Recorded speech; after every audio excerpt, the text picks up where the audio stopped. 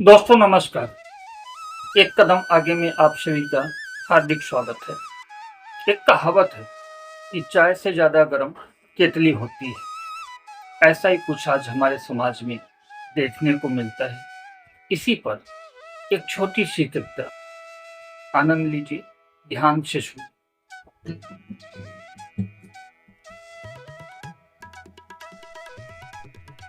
जब हुई एक छोटी सी मुलाकात साहेब के जब हुई एक छोटी सी मुलाकात साहेब के कुत्ते से, कुछ अनसुलझे सवालों ने हुंकार भरा सुप्त मन के सन्नाटे से।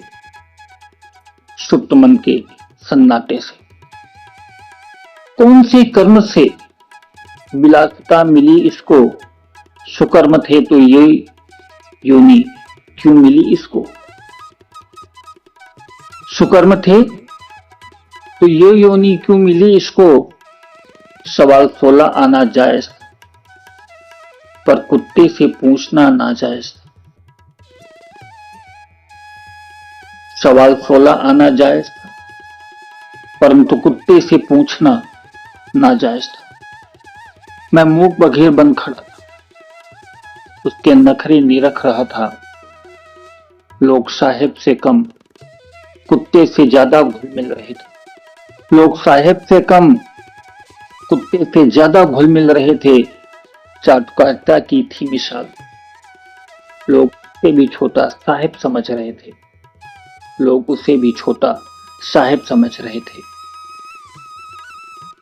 उसे सहृदय सहलाना, उसकी तारीफों का पुलिंदा बनाना प्रतीक था साहेब के स्वामित्व का।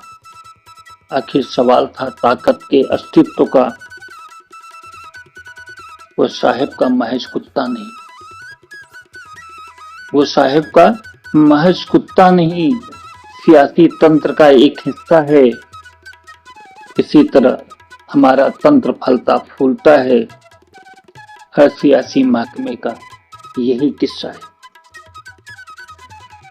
हर सियासी महकमे का यही किस्सा है। आलीशान मकान, वातानुकूलित यान, उसके रख रखाव में साहेब खुद परेशान। अवसर मिलते ही संयम की डोर टूट गई। अवसर मिलते ही संयम की डोर टूट गई। एक एक कर सवालों की तीर छूट गई। ऐ छोटे सरकार, ऐ छोटे सरकार, चुंबकीय प्रतिभा के शिल्पकार, अपनी कर्म गाथा हमें भी सुनाओ। अपनी कर्म गाथा हमें भी सुनाओ। कर्म और भाग्य में रिश्ता बताओ। पहले वो गुर्राया,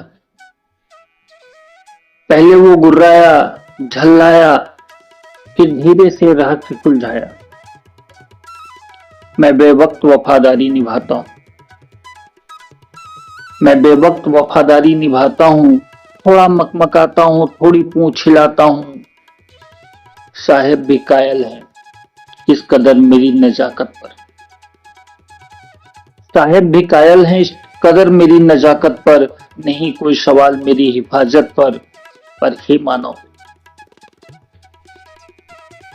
पर हे मानव, तुझे क्या पता मैंने अपनी आजादी गंवाई है। मजबूरी में ही सही पर अपने स्वाभिमान की कीमत लगाई है।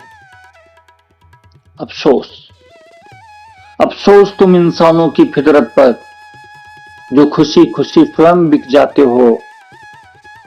चंद सहूलियत के वास्ते हम कुत्तों के सामने भी झुक जाते हो। झांक कर देखो अपनी गिरवान में, हमारे कितने भाई तुम में नजर आएंगे। अब तो वो दिन भी दूर नहीं जब हमारे बिरादर घर घर पूजे जाएंगे। अब वो दिन भी दूर नहीं जब हमारे बिरादर घर घर पूजे जाएंगे। नाजायज सवाल पर जायज प्रतिक्रिया मिली थी। बदलते परिवेश की नंगी तस्वीर दिखी थी। काश हम अपनी नैतिक जिम्मेदारी समझ पाते। अपनी पल पल घुटती खुददारी को बदहाली से मुक्त कर पाते। काश काश हम अपनी नैतिक जिम्मेदारी समझ पाते। काश हम अपनी नैतिक जिम्मेदारी समझ पाते। दोस्तों, आपको ये कविता कैसे लगी कमेंट करके जरूर बताइएगा। इस चैनल को लाइक करिए, शेयर करिए और सब्सक्राइब करिए। जय हिंद, जय भारत।